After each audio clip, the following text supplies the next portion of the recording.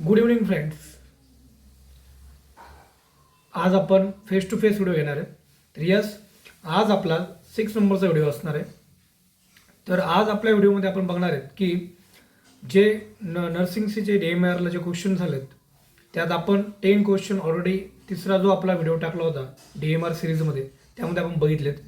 पण जे रिमेनिंग जे 30 क्वेश्चन राहिलेले आहेत टेक्निकलचे ते आज आपण डिस्कस करणार आहेत. कोणकोणते नर्सिंगचे सब्जेक्टचे क्वेश्चन विचारलेत आणि ते क्वेश्चन कसे असतील तर चला बघूयात आपण. चला तर स्टार्ट करूया. व्हिडिओ नंबर 6 आहे. DMR सिरीज घेऊन आलो आपण फक्त तुमच्यासाठी. ऑलरेडी 10 क्वेश्चन आपण बघितलेत. आज 11 ते 40 असे कव्हर करूयात. तर 11 नंबरचा क्वेश्चन आहे, bandaging is a process of covering and supporting the. Bandage जेव्हा आपण प्रोसेस करतो तेव्हा काय कव्हर करतो त्यांनी तो क्वेश्चन विचारला. Option A injured part, option B joint of the body, option C pus, option 4 blood. तर आपल्या सगळ्यांना माहिती आहे जेव्हा आपण बँडेजिंग करतो, बँडेजिंग जेव्हा करणार आहेत तेव्हा आपण काय कव्हर करतो, injury part. Yes. Next question बघूयात.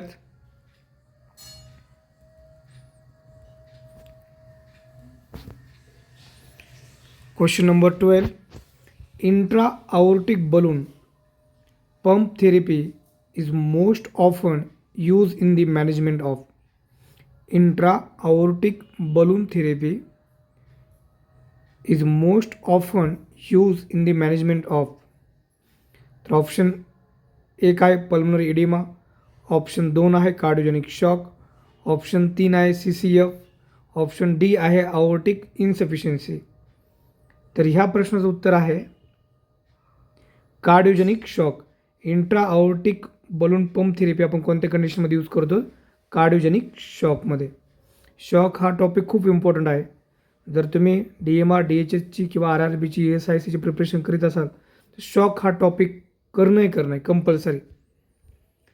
त्यानंतर 13 question, which of the following provides a specific defence against viruses and bacteria. Which of the following provides specific defence against viruses and bacteria. Option A inflammation, option B complement, option C B cells, option 4 T cells. तर आपल्या सगळ्यांना माहिती आहे की defence system जी आहे ती कशासाठी कोणत्या सेलपासून तयार होते, बी सेल. त्यामुळे ह्या प्रश्नाचं उत्तर काय असणार आहे, बी सेल. नेक्स्ट 14 क्वेश्चन, बॅक्टेरियावरती क्वेश्चन विचारतात. पॉझिटिव्ह कोणता आहे, निगेटिव्ह कोणता आहे. तर DMRला सुद्धा जे 2023ला झाली त्यासुद्धा क्वेश्चन विचारला होता की E coli is one type of the. E coli हा जो बॅक्टेरिया आहे तो पॉझिटिव्ह आहे, निगेटिव्ह आहे, काय आहे. त्याने ऑप्शन ए दिला ग्राम निगेटिव्ह बॅक्टेरिया, ऑप्शन बी आहे ग्राम निगेटिव्ह व्हायरस, ऑप्शन सी आहे ग्राम पॉझिटिव्ह बॅक्टेरिया, ऑप्शन 4 आहे ग्राम पॉझिटिव्ह व्हायरस. तर इकोलाय हा बॅक्टेरिया पहा आणि तो कसा आहे, ग्राम निगेटिव्ह आहे. त्यानंतर question number 15, which of the following neurotransmitter sends chemical signals at the neuromuscular junction of the skeletal muscle. आपल्याला सगळ्यांना माहीत आहे न्यूरोट्रान्समीटर्स हे आपल्या ब्रेनमध्ये असतात. ते 2 प्रकारचे असतात, एक्सायटरी आणि इनिबिटरी. आणि ते केमिकल स्वरूपात आपल्या शरीरात सिग्नल साईटला न्यूरॉन रिसेप्टरला ते रिलीज होतात.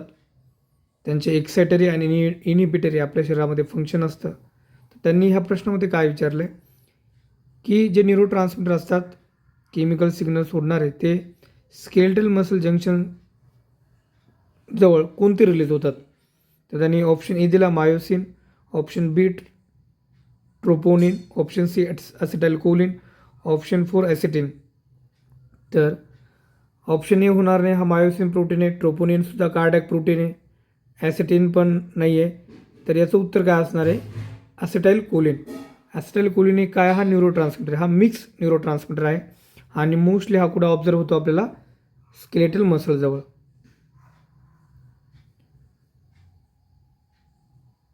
त्यानंतर नेक्स्ट क्वेश्चन आहे, म्युकोनियम म्हणजे काय? तर त्याच्या म्युकोनियम सगळ्यांना माहिती असेल म्युकोनियम म्हणजे काय. सोपा क्वेश्चन आहे. पर्याय क्रमांक 1 ग्रीन कलर स्टूल. पर्याय क्रमांक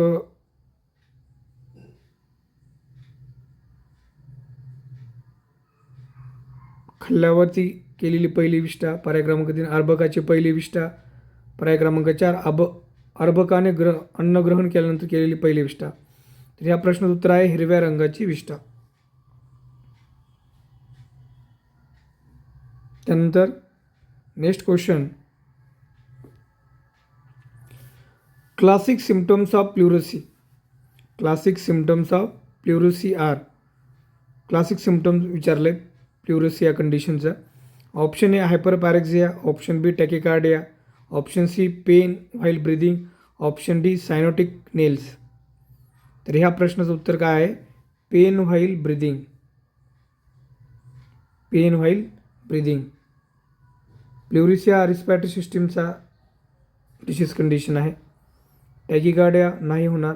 हायपरपॅरेक्झिया म्हणजे काय? हायपर म्हणजे जास्त, पॅरेक्झिया म्हणजे टेम्परेचर वाढेल 105 फॅरनहाईटच्या वरती, ते नाही होणार. टॅकिकार्डिया तुम्हाला सगळ्यांना माहीत असेल. टॅकिकार्डिया म्हणजे काय? टॅकी म्हणजे इन्क्रीज, कार्डिया म्हणजे हार्ट रेट, ते होणार नाही. सायनोटिक नेल्स ते होणार नाही. तर याचं उत्तर काय असेल? Pain while breathing. Next question, interesting question आहे बा. लेवल ऑफ प्रिव्हेन्शनवरती क्वेश्चन पडतोच. कोणतेही एक्झाम घ्या, DMR असेल, DHS, ESIC, RRB, एक तरी क्वेश्चन लेवल्स ऑफ प्रिव्हेन्शनमध्ये कम्युनिटीमध्ये विचारतात म्हणजे विचारतात. तसाच DMRला सुद्धा विचारला आहे. त्यांनी क्वेश्चन विचारला आहे बघा, using soap and water hand washing is example of. म्हणजे आपण हँड वॉशिंग करतो, हे कशाचं एक्झाम्पल आहे? तर पर्याय क्रमांक 1 दिला आहे community level of prevention of infection. पर्याय क्रमांक 2 दिला आहे tertiary level of prevention of infection. तिसरं दिलं आहे primary level of prevention of infection. चौथं दिलं आहे secondary level of prevention of infection. हा खूप महत्त्वाचा टॉपिक आहे पहा, कारण यामध्ये त्यांनी काय विचारलं की using soap and water hand washing. सगळ्यांना माहिती असेल level of prevention. Level of prevention 4 प्रकारचे असतात. पहिला आहे प्रायमोर्डियल, सेकंड आहे प्रायमरी, नंतर आहे सेकंडरी आणि नंतर आहे टर्चरी. तर प्रायमोर्डियल प्रिव्हेन्शन म्हणजे काय?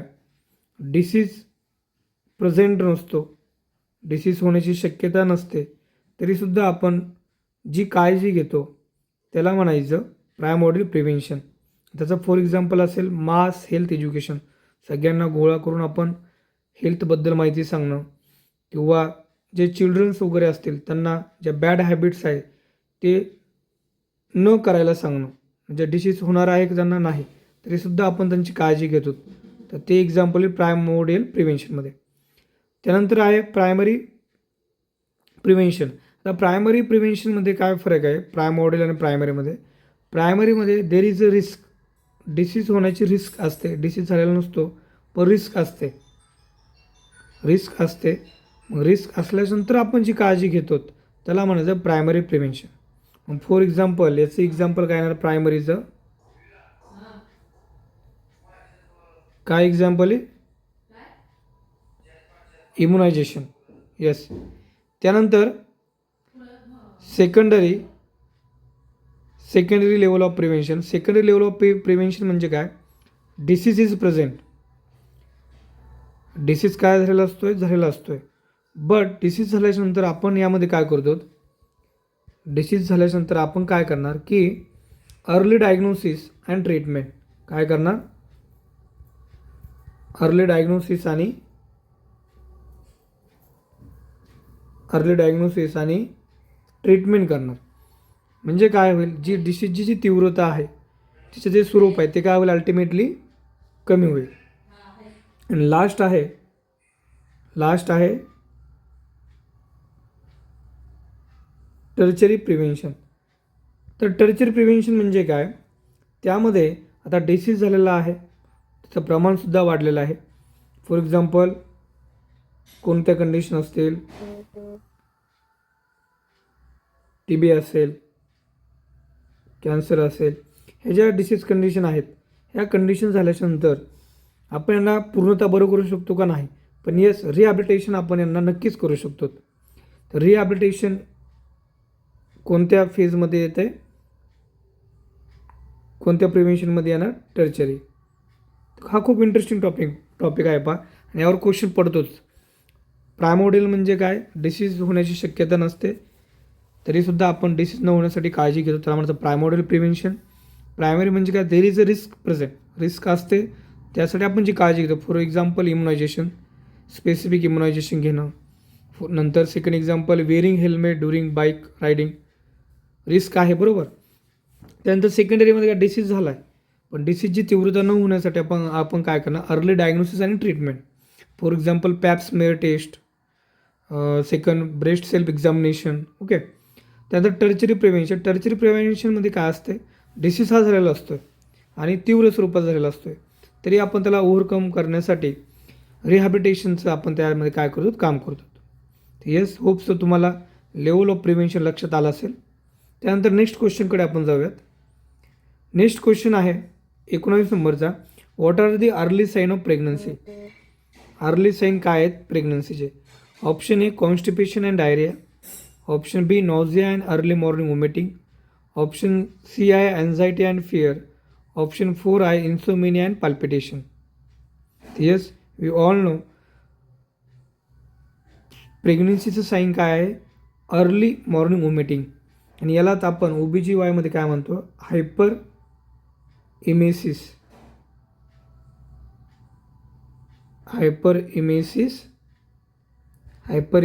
ग्रॅव्हिडेरम.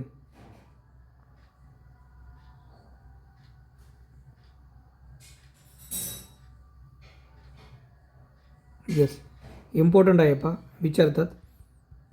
Due to hormonal changes morning sickness हा फिमेल प्रेग्नेंट मदरला येतो. ओके, नेक्स्ट क्वेश्चन बघूयात. Next question, common cause of antepartum haemorrhage is. Most important topic बा OBGचा हा पण. Common cause of antepartum haemorrhage is, ENC हिमोरेजचा कॉमन कॉज काय आहे. तर ऑप्शन ए विचारला आहे, पर्याय दिलेत. ऑप्शन ए प्लासेंटा प्रिव्हिया, पर्याय क्रमांक 2 दिला युट्राइन फिब्रॉइड, पर्याय क्रमांक 3 दिला व्हॅसा प्रिव्हिया, पर्याय क्रमांक 4 दिला युट्राइन रप्चर. तर APHमध्ये सगळ्यात कॉमन कॉज हिमोरेजसाठी आहे पहा प्लासेंटा प्रिव्हिया. यामध्ये काय होतं आहे, प्लासेंटा प्रिव्हियामध्ये प्लासेंटा हा मिसप्लेस होतो आणि तो काय करतो, जी इंटरनल ऑस आहे त्यावरती खाली लो लाईंग करतो. त्याचे टाईप पण पडतात, लो लाईंग, कंप्लीट लाईंग आणि पार्शियल लाईंग असे त्याचे टाईप्स पण पडतात.